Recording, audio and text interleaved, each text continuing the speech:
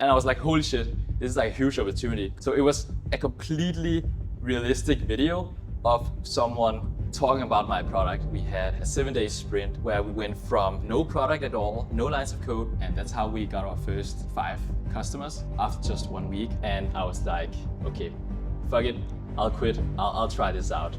We spent a lot of time testing a lot of different marketing channels. Go out and learn how to sell. If you can sell a bad product, then you can definitely sell a good product. You can be the next best for like everyone, or you can be the best for just someone. What's one piece of advice you would give someone $0 in MRR, looks at you like, I want to create a successful product like that?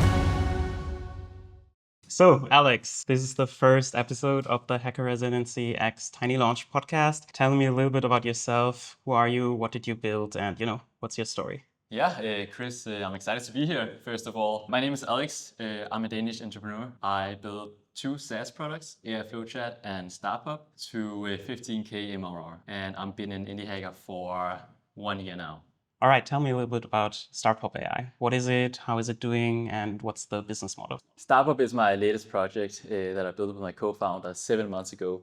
It's an AI ads platform for e-commerce. So they can go in, create static ads or AI UGC videos for their products. It replaces having to find an expensive agency or hire expensive actors. Instead, you can just prompt what you want or use one of our proven templates in order to generate something. It's a subscription-based model, and we have tiers ranging from $30 to $900, and you get more usage based on which tier you're in. And with Startup, we're currently doing 10K MRR. Okay, before talking about your strategy of how you grew Starpop AI, what's your background? What have you been doing before this? I'm currently 28. I graduated with a degree in finance and computer science.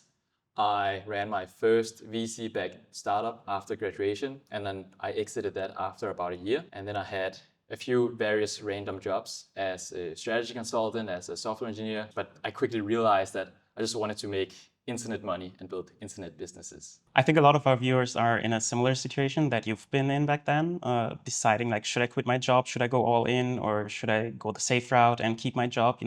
How did you make that decision? Like, how did you get to that point? So I actually was building side projects while I was working a full-time job.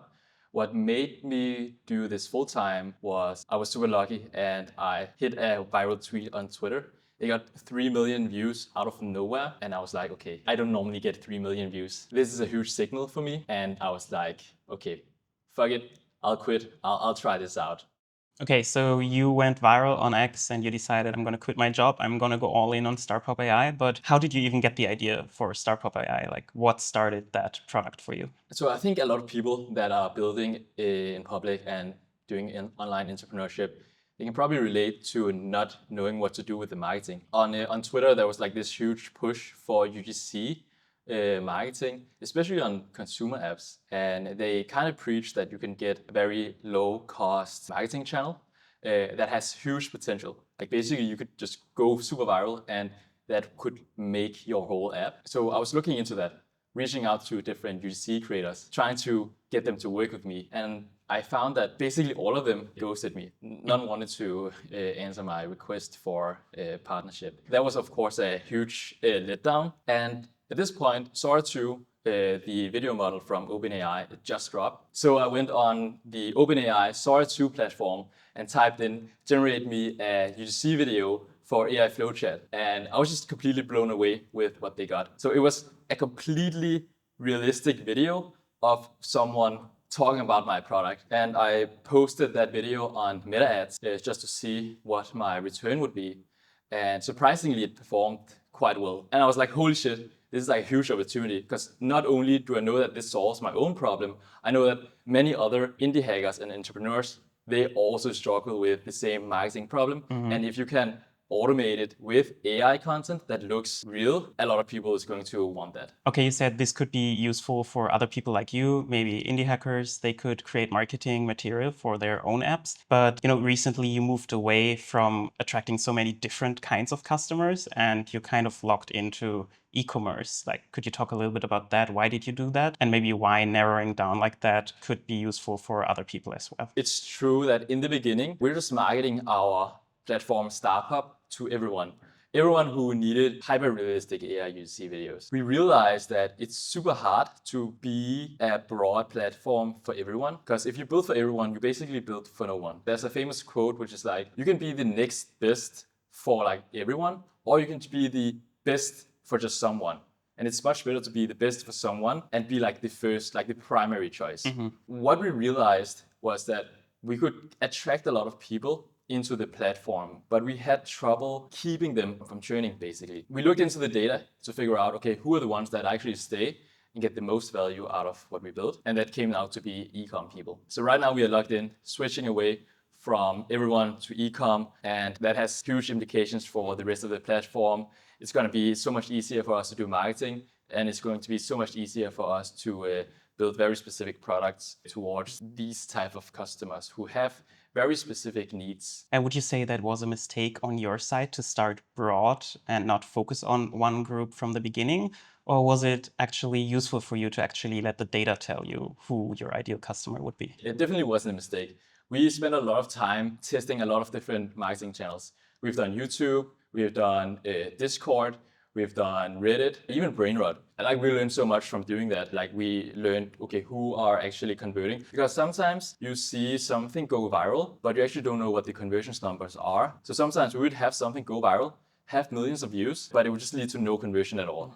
So I would actually recommend people to try out different marketing channels in the beginning.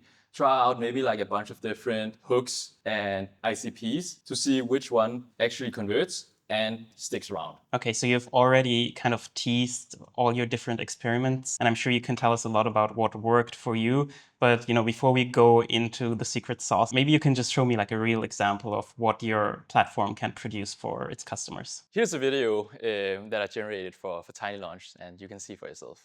I found a way to launch your SaaS without screaming into the void on Twitter for 3 weeks.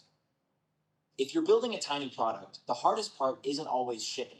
It's getting the first eyeballs, first upvotes, and first backlinks. This is Tiny Launch. I gotta say, I was really surprised. Like this AI fake person looks real. Like if I didn't know it, I would think this is a real person. So that's pretty cool. Which model are you using to generate this? Like how do you get this level of quality? We're doing a bunch of tricks. We're using Kling for the video model itself. What's most important is actually what goes into the model. So having a really high quality image to seed it with and having a high quality prompt that's not overly detailed immensely helps. Kling is pretty good, can definitely recommend that. Okay, let's get down to the interesting parts. Like you said, you're at 10K in monthly recurring revenue. Can you share your playbook, or how do you find customers? What are you doing to get to this level? We've only been live for about 7 months on Starpop, but I can talk a little bit about how we attracted our first few customers in the beginning. My co-founder David and I, we had a sprint, a 7-day sprint, where we went from no product at all, no lines of code, and after 7 days, our goal was to get just a single paying customer on whatever platform we would have at that point.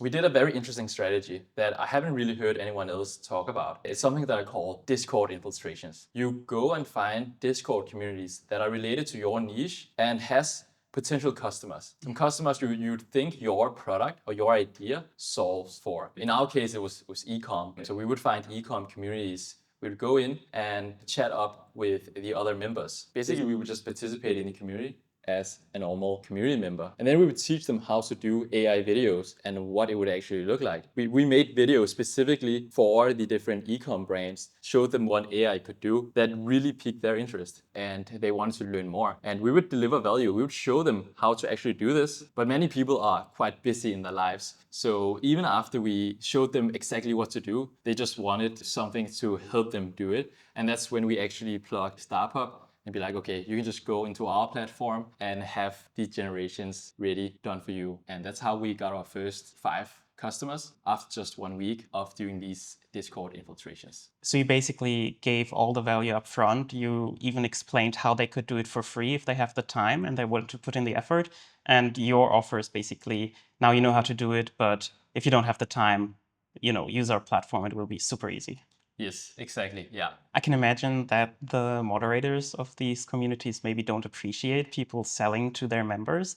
Did you sell publicly in like the public chats, or did you start a direct message, or what's the approach? With all kinds of selling, If you do it wrong, then people will hate you. So to answer your question, the Discord moderators, we ended up partnering up with them. They were hugely appreciative that we showed the community members how to use AI. Basically, we were providing free value, so they were really appreciative. All right, you already showed us what Starpop AI is all about. The output is pretty impressive. Could you talk a little bit about which tech stack you're using to, power Starpop AI, and maybe also which of our sponsors you're using in your tech stack? We use Next.js for our front end.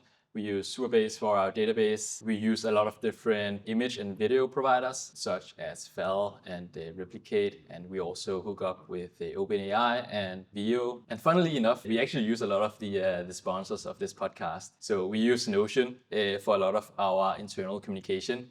With my co-founder and also with external parties, such as like our editors and stuff like that. We use Exa AI for search, and we use OpenRouter for a lot of our LLM features on our applications. Okay, last question for this podcast.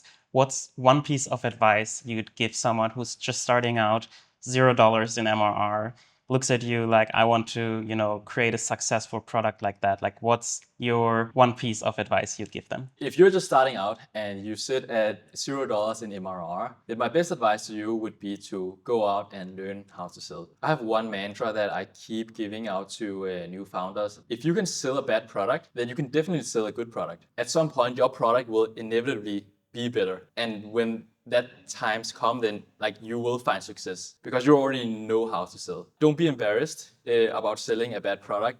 It's actually something you should be doing. You should be selling a bad product because selling a bad product will lead to you at some point to sell a good product. All right, Alex, thanks for taking the time to do this recording. Thanks for telling us about your strategy of how you grew Starpop.ai. If people are interested in following your journey, where can they find you? Yeah, people can hit me up on x.com, or if you have any questions, feel free to reach out to me. I'll happily help whoever needs my advice. If any of you guys are in ecom and want to learn more about how to do AI ads, feel free to reach out to me or my co-founder David, and we'll happily help you out.